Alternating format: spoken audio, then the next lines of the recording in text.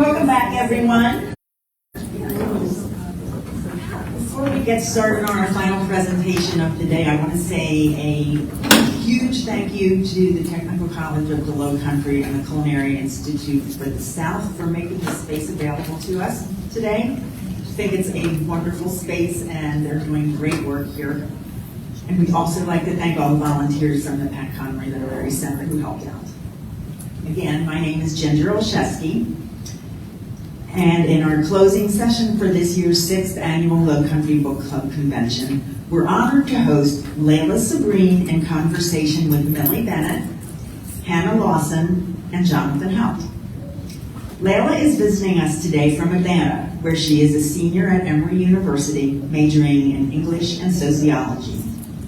Laila is the author of the debut young adult novel, You Truly Assumed, in which, after a terrorist attack rocks the country and anti-Islamic sentiment stirs, 3 Black Muslim girls create a space where they can shatter assumptions and share truths.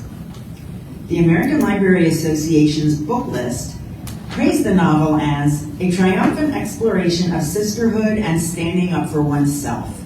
Sabreen paints a beautiful coming-of-age tale as each girl must navigate relationships, school, and friendships while also moving through the world as a Black Muslim. This is an endearing story of friendship and perseverance. Laila was raised in Washington, D.C. area. Her love of writing began as a love of reading when she fell in love with the Angelina Ballerina series. When she isn't writing, she can be found working on essays, creating playlists that are way too long, and watching This Is Us. Interviewer Millie Bennett is a senior at Beaufort High School, where she is a member of the National Honor Society, the Varsity Lacrosse Team, and DAYLO, Diversity Awareness Youth Literacy Organization.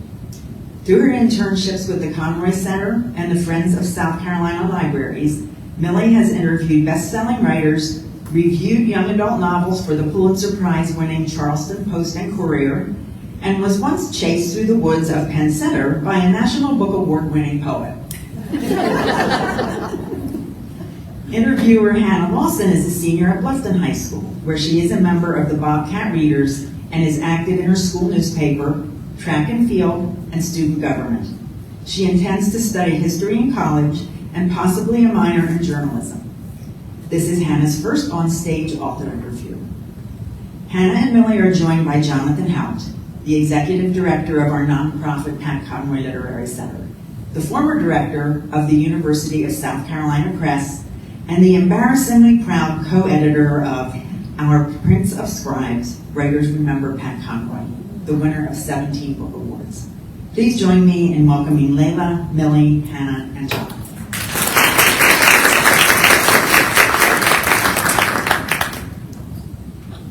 Ginger, Laila's probably going to need that microphone. Thank you. Thank you, everybody. Thank you so much for sticking around and for being with us all day and for joining us for our closing panel here. We're so grateful to Laila for coming all the way from the faraway land of Emory University to join us here in Bluffton, South Carolina. And I'm grateful to Millie representing Team DAYLO and to Hannah representing the Bobcat Readers for taking charge of the interview. So I get to ask a few questions occasionally, but mostly it's their show. So who gets to open the interrogation? Well, I guess it's me. So, hi, so nice to meet you. And for our first question, for the benefit of our audience members who may have not read You Truly Assumed yet, can you give us your elevator speech summary of the novel? Yes, so You Truly Assumed follows 3 Black Muslim teens, Sabria, Zakat, and Farah, who create a blog in the wake of a terrorist attack, and they quickly form a strong friendship. But as the blog grows in popularity, so do the racist and hateful comments. And so when one of them is threatened, they have to decide whether to shut down the whole blog or to stand up and make their voices heard. Oh, hello. Nice to meet you. What is the inspiration behind the story? Was it like your personal experience or is it just a sign of the times? Yeah, I would say a little bit of both. So as noted, I grew up in Washington, D.C., and I went to school in the city. And during kind of the rise of the 2016 election and all the anti-Islamic sentiment that was going on at the time, I was kind of reacting to that, kind of processing it, and kind of trying to unpack what that meant for me as a Black Muslim woman. And so the book kind of grew out of that. And I also used to run a book review blog back in high school, so the blogging aspect came from that past passion of mine. Your three protagonists, Sabria, Zakat, and Farah, all very beautiful names, by the way. They each live in different parts of the country, and they are brought together through shared experiences in social media. Why did you choose to have the characters physically separated, and how did you pick these settings? Yes, so I kind of wanted to explore like the blogging aspect, so I was like, it makes more sense for them to kind of be spread out. So in terms of the setting, so Sabrina's kind of from a suburb in Virginia, right outside of DC, which is very similar to like the hometown that I grew up in. And then let's see, Zakat is from right outside of Atlanta, Georgia, so I was like kind of close to like Emory, kind of that setting is what I drew from. And then finally, Farah is from like the LA area, and both my parents and a lot of my extended families from there, so I'm familiar with that area. So I kind of drew on places that I think of as home, and then kind of fictionalized them in a sense. So each of these girls have their unique perspective and creative interests. So Sabria is like a dancer, and Zakat is an artist, and Farah is a techie. So how are you able to differentiate between the 3 points of view without muddling the character profiles? And is there a piece of you in each of the characters? Yes, so in terms of like trying to make sure that they were distinct, having the different like hobbies help with that, because like, okay, one has this interest, other has this, and so on. And then the hometowns also helped that each of them had a different setting, different kind of family dynamics and everything like that. So I tried to make sure that each of them kind of was distinct through their connections with like their passions or the people around them. And then in terms of like the piece of me in each character, so I used to also dance. So Sabria's passion for ballet came from that. I'm not a good drawer, but I always wanted to be, so I was like, I'll live vicariously through Zakat. And then I guess Farah, like with the blogging aspect, I kind of drew from that, and then she's a huge Lakers fan, and so am I. So I put a piece of myself in each of the characters. Here's, Now you've got the faulty mic. I do. I win this time. 3 minutes. All right. There we are. Can you hear me now? Yeah. Excellent. Okay.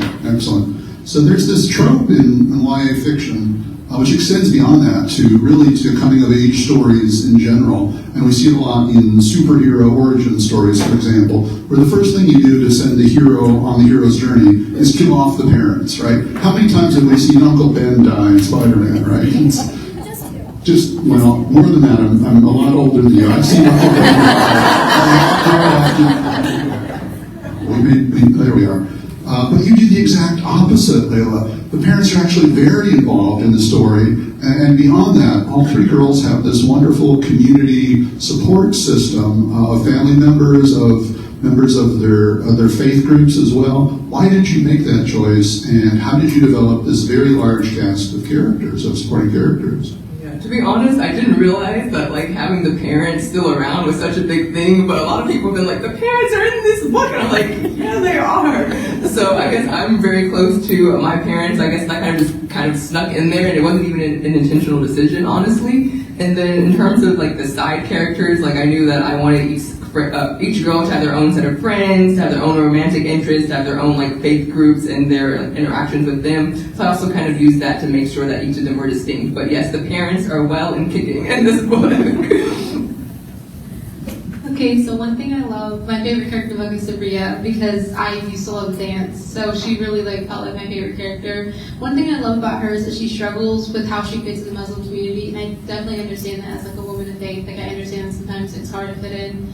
So, early in the book, she says that she listens to pop gospel, and that preference made her question her identity as a Black Muslim. So what prompted you to add this inner conflict of her faith and race to her character? Yeah, that's a wonderful question. So I drew on my own personal experience as someone who is like raised Muslim but comes from like an interfaith kind of family and family background. So like I grew up with like my mom and her side of the family playing gospel music. Like, it's just something I grew up with. And so I kind of wanted to interrogate my own kind of feelings with trying to like bridge that side of me with also being Muslim. And I kind of worked through that through Sabria's character. So a lot of the tension she feels or trying to fit into the Muslim community was tension that I felt growing up. So that's kind of how I reflected that through her.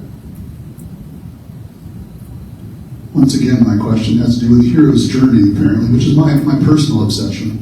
But part of what makes the journey a journey is the obstacles, right? It's not just the traversing some sort of personal growth, distance, something has to be in the way.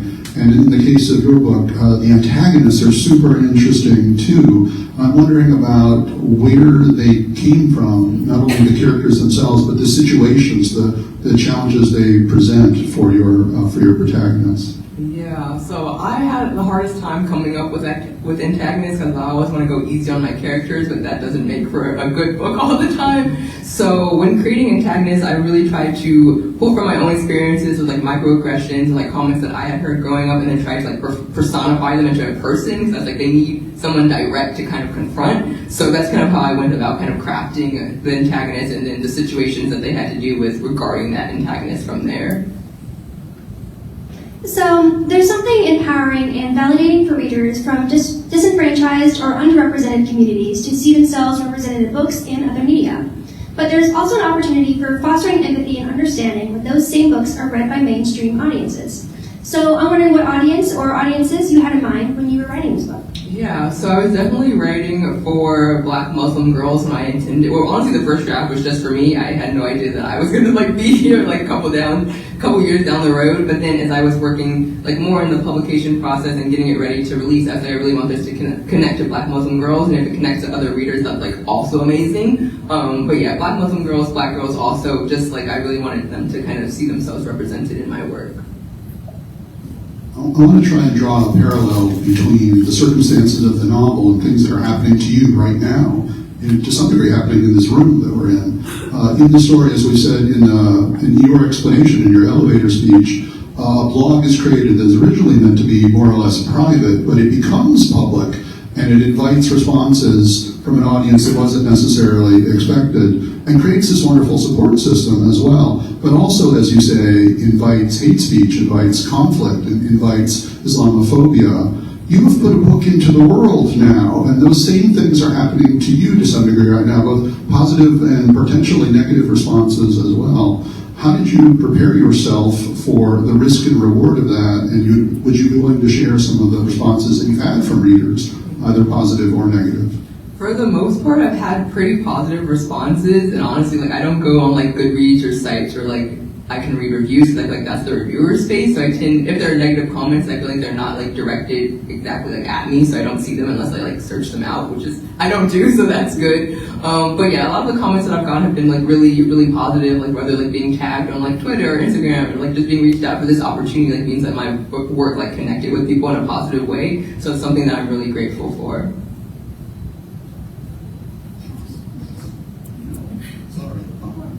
Prompted a follow-up question. Those are good. We're teaching interviewing while we're up here.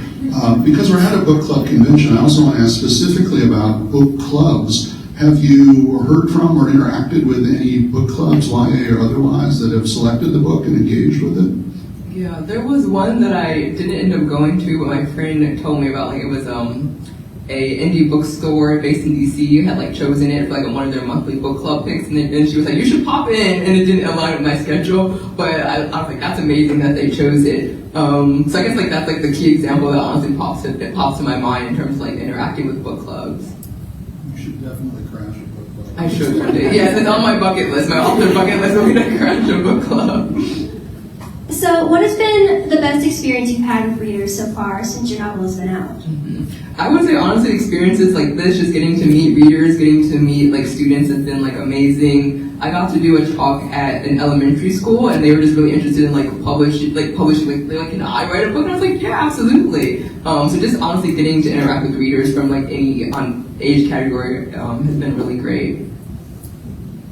Like you said, your first draft was initially meant for yourself. So did social media, since you've written so much on social media in your novel, what do you personally think about the concept of social media and its role in our generation's feelings about privacy and online presence? And did social media have any, help with the draft at all? Yeah, I guess more towards the second question, it definitely did. So back in my book blogger days, I was kind of active on Twitter from that perspective. So I was already kind of getting to know authors a little bit, but from like a different, I guess, perspective. And then I ended up doing like Author Mentor Match, which is just like this mentoring program, and so that kind of kickstarted everything once I was accepted, and then I kind of changed over to being more of like a writer persona than a book review persona. but I've met like a ton of authors through like Twitter specifically, and then getting to meet them in person like years later. It's like I've known you for like 5 years, but I'm just now meeting you in person, you know? So that's been like the pros of social media, at least for me as an author. And then I guess like some of the cons is like it's really easy to get sucked into. It's really easy to be like, oh, like this gets this many likes, and that means that it's connecting to this many readers. So, you know, I have to like learn to step back from that and just interact on the platforms that I think are like fun. Yeah, and I guess that kind of the same can be said for like our generation. It's really easy to just get tied into and sucked into. So you kind of have to learn how to have boundaries, even though there are a lot of pros to social media. So the artwork on the cover of your novel, it's very striking. It's gorgeous, by the way, just absolutely so pretty.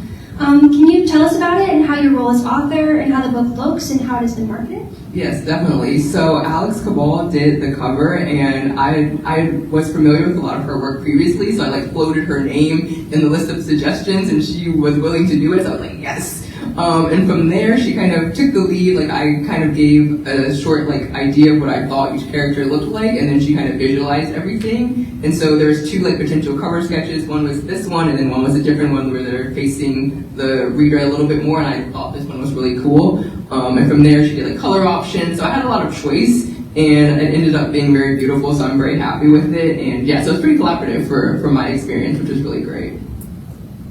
My big question is, how did you manage to write an entire book while going to college? Because I know as a high schooler, I am known as busy bee at my school. I'm always in something, and I can't imagine pulling this off while being in college.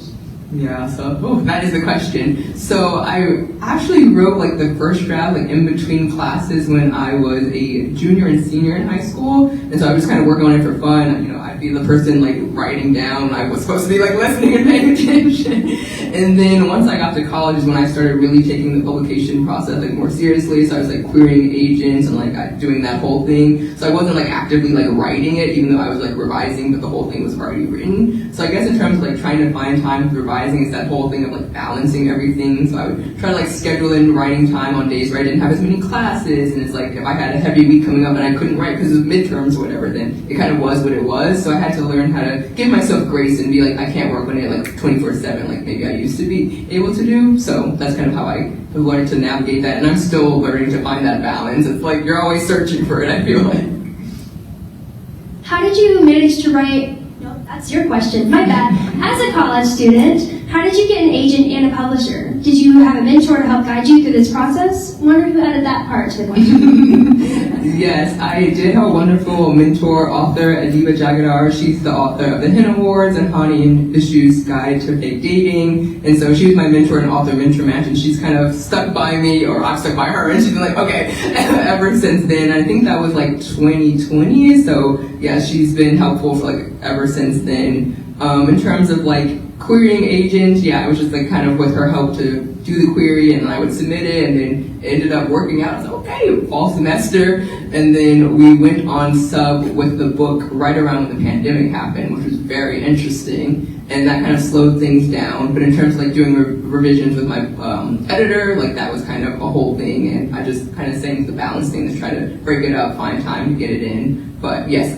Adiba's mentorship has been very helpful, and I think just also to the social media thing, being able to talk to other authors and be like, hey, like you have a few books published, can you give me any advice on this? And most people are willing to kind of pass down information. Mentors are the best, aren't they, Millie? Do you want me to answer that? No, you don't have a microphone. Thank you for that. That's a detailed response. I know we have a lot of authors in the audience as well, so that's really helpful to them also. I'm also kind of interested in another part of the writing process, particularly as we've mentioned a bunch of times already, you're a college student. Did you have any sort of rituals or playlists or something like that that would sort of take you out of your college mindset and help you get into and stay in your writer mindset? Yes, that's a great question. I'm a huge playlist person, so each book that I work on has like a set playlist, and I'll just have that on loop when I'm writing. And even if I can't actively write, sometimes I'll just like listen to it while I'm doing homework or like doing the dishes or something, and it helps me stay in like the world of that book, even if I'm not actively like writing. So yes, playlists are a huge thing. That's honestly my go-to.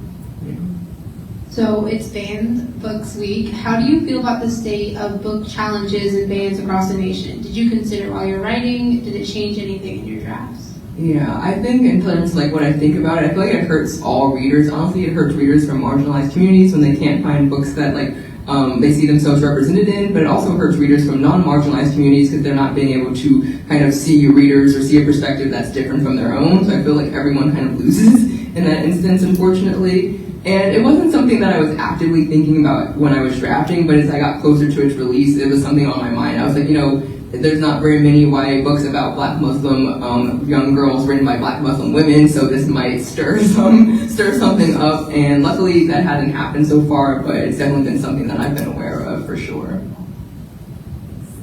I had an experience reading your book that I've only had a couple of times in the past couple of years. And the other time I had it recently was in reading a book by Nathan Harris called The Sweetness of Water. Anybody familiar with that one? I see some heads nodding, yeah.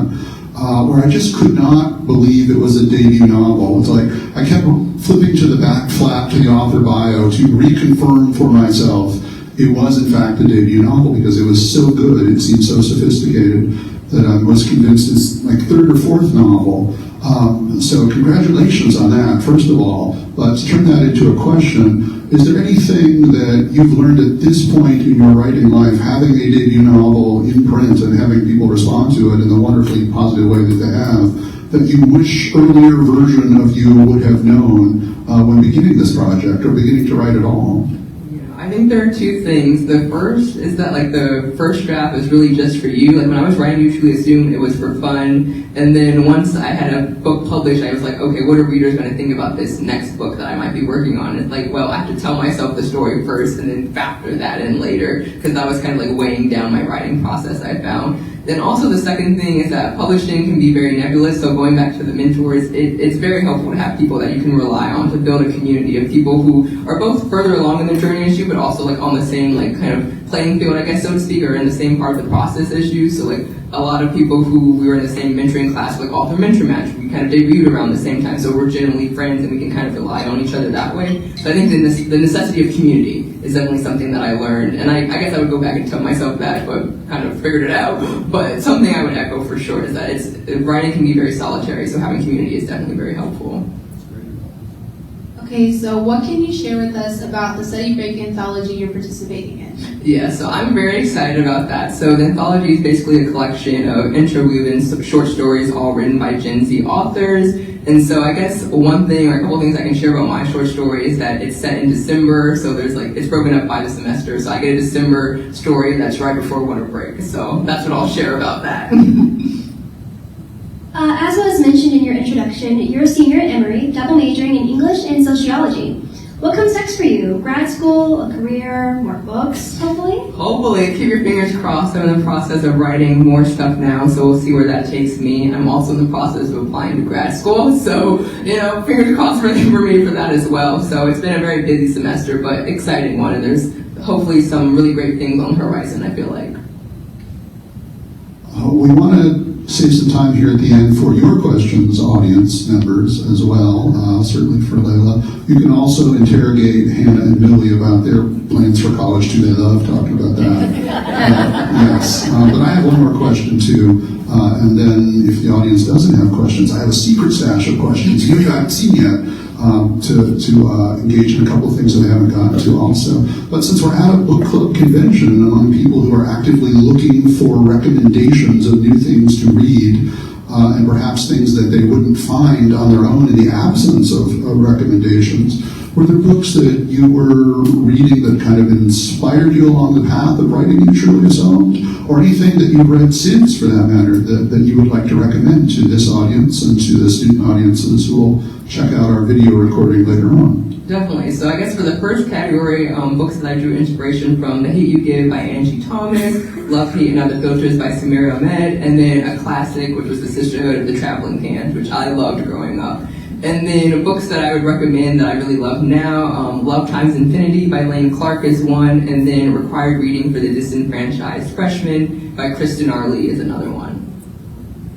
Are those new titles to our audience? Yes. Okay, excellent. See, goal achieved. We've done that. We've broadened reading lists already. Does anybody have a question they want to introduce? Oh, hands went up. Yes, I saw this one first, and then we'll go right over here. Susan. This morning, someone posed a question to the early program. What's your writing process to the author? I'm curious for those of you who are reviewers, what's your process? Do you read the book once, twice, 3 times, or whatever?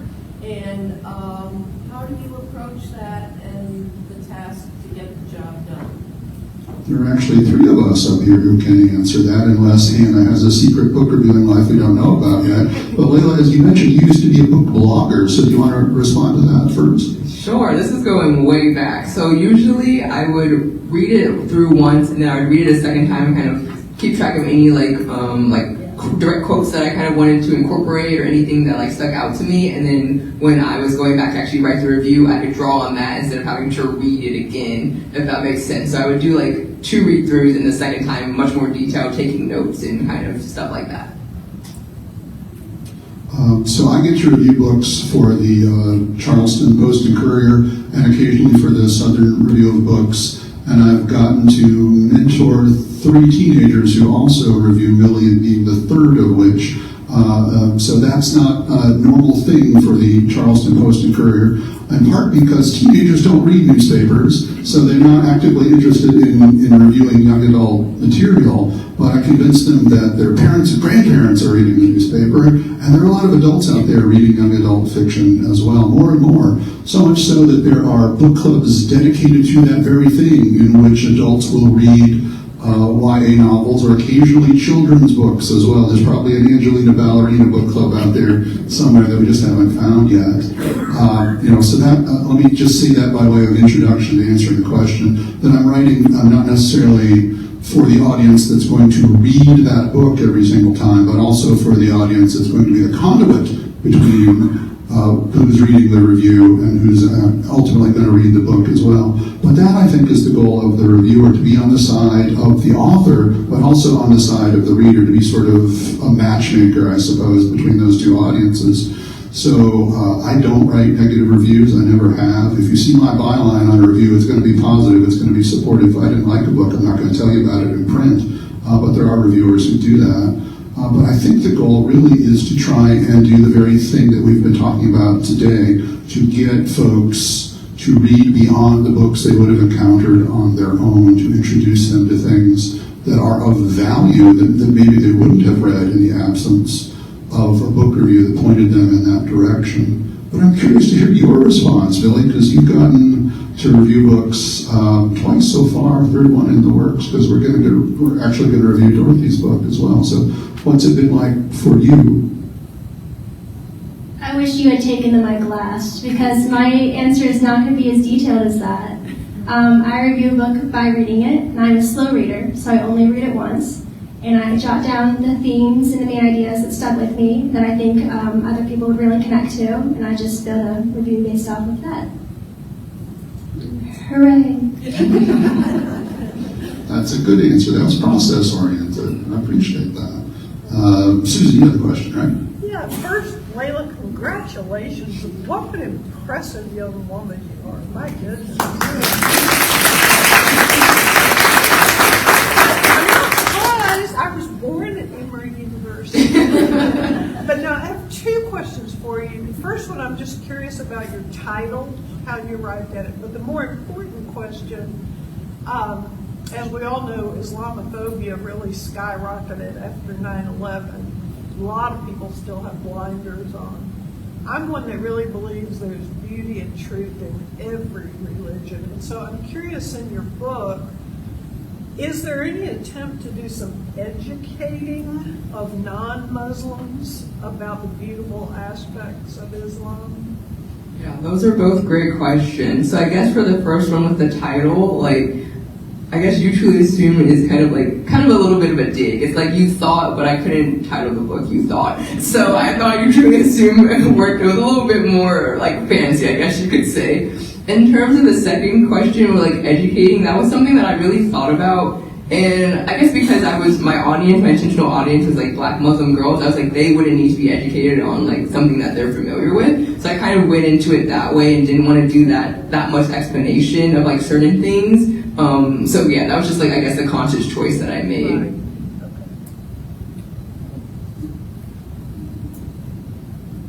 Yes. to sort of follow up to that, what so impressed me, whether you did it intentionally or accidentally, is I think you show through the three protagonists and their surrounding support characters that there's no one exclusive way to practice Islam, that there's religion, culture are not monolithic, that there are variations.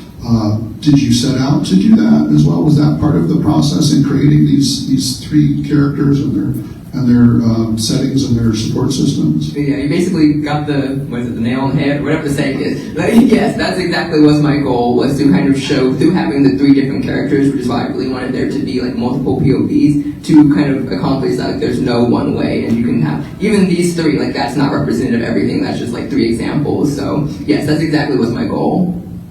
I know from watching an earlier interview that you did that there was at one point actually a fourth POV character, and that's a big bold move to take out a main character and all of the threads that go with that character too. Would you talk a little bit about the decision to do that and whether you are pleased with the result or disappointed in that subtraction from the story?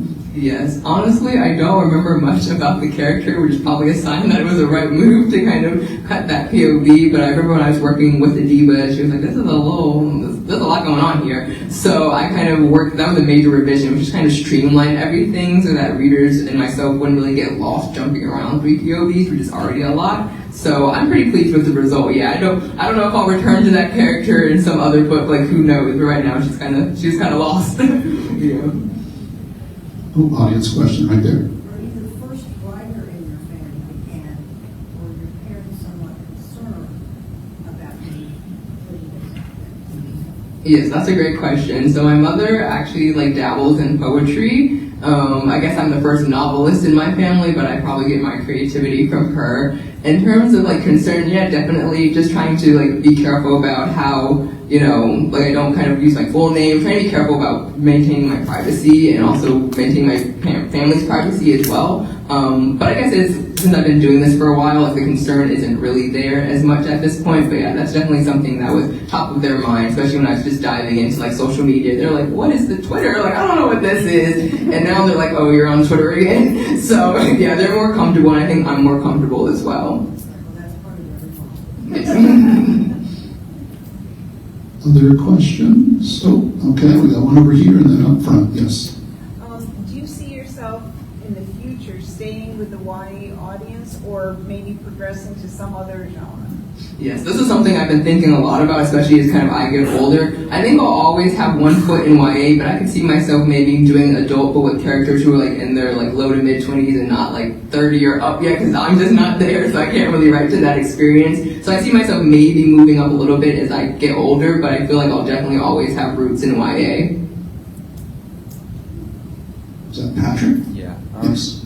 With like modern, like some books like Usually Assumed or We Are Not Free or like All American Boys, they're books with multiple like main characters. What do you think like the pros and cons in this, which in these books that are tackling like discrimination and issues? Yeah, that's a great question. I think the biggest pro is like you can show that there's no one way to like tackle an issue because everyone kind of brings their own experience whatever activism they do. I guess like cons is like maybe, I guess from the like writing perspective, like you have to be very detailed and very meticulous about not getting timelines like overlap and stuff like that. So at least for me, it was a bigger like creative pursuit. No cons are coming to mind for me from like the reader's perspective, but I guess that's from the writer perspective. It's a lot of work to just make sure everything stays organized. That's the Sisterhood of the Traveling Pants model too, to have multiple main characters. I mean, that's the Little Women model. There's a whole tradition of this in books for young people as well. And you do it so well. You balance it really well. So, is there another hand up over here? This may be our last question then. I'm curious about how the pandemic has affected your experiences as an author. I mean, the book is not about the pandemic, and yet it kind of is, because it's about how you bring people together when they can't physically do that, to use social media, to use video conferencing systems, Zoom, and other technological resources kind of bridge that physical gap. And the timing of when the book came out, even though, as I say, it's not written in or about the pandemic, it was kind of speaking to that moment too, that need to build communities without physically gathering. So you want to speak to, just in general about how the pandemic does or doesn't affect your experiences as a writer? Yeah, that's a great question. Some like an example that automatically came to mind was originally when I wrote the book, like they met over Skype. But then further on, my editor was like, it should probably be Zoom, because no one's really using Skype anymore, because Zoom has dominated everything. And I was like, yeah, you're right. So I guess like this is honestly my first in-person like book author event, book event I've ever been to. Everything else I did was like online. When my book came out, it was February, so things were still kind of pretty hectic during that time. So yeah, it really influenced like kind of who I was able to like connect with, but I still feel like I had a pretty good like launch release, and people were pretty intentional about showing up. But it's nice to be able to meet people in person as well. And be able to find different ways to connect, whether that be in person or virtually. That actually prompts another question, so let me ask that. I didn't do this for a long time. And then I'll let Millie close us out. Did you know you were closing us out? Congratulations, you're doing that. So I saw recently that you're going to participate in the YA programming for the Decatur Book Festival. Has anybody other than me, ever been to Decatur? Yes, we got a few, yeah. Pre-pandemic in the heyday, that was like 70,000 to 100,000 people taking over Decatur just outside of Atlanta. It's an amazing, amazing festival. A little smaller than that this year, of course, as they build up steam again. But you get to be part of this incredible group of young adult authors, too. And because of the pandemic, I assume you've probably not had that kind of experience to go to an event on that scale where so much of the focus is on YA authors. So, two-part question. Is there anybody that you're looking forward to meeting there who's also a presenting author? And, you know, what are your expectations as a presenting author? What are you looking forward to from that side of the equation? Oh, that's a really good question. I'm really excited to meet the fellow authors that I'll be like talking with, because I haven't had that opportunity before, so that will be really great. And then I think just be in that setting, like you said, it'll be something completely new. So I'm a little nervous, but I think once I get there and I get into it, it'll be really great. So it's just something I'm ultimately looking forward to for sure. All right, I know what you want me to say, but at first I'm going to ask, what's your favorite Angelina Ballerina book? Ooh.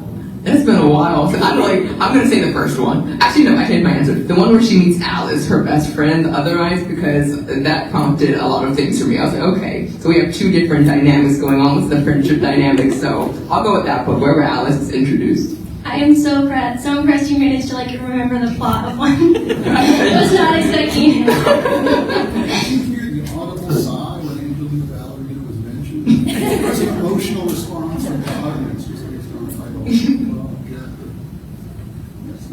Okay, so thank you so much for coming, and it's just been a joy to meet you. And thank you so much for sharing your experience. And thank you all so much for asking such wonderful questions. Thank you, everybody.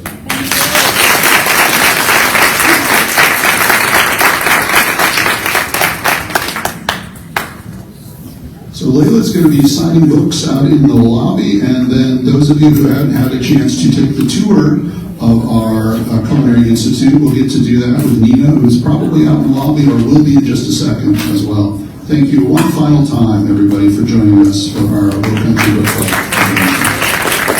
And thank you, Millie and Hannah. You guys did awesome up here. Man.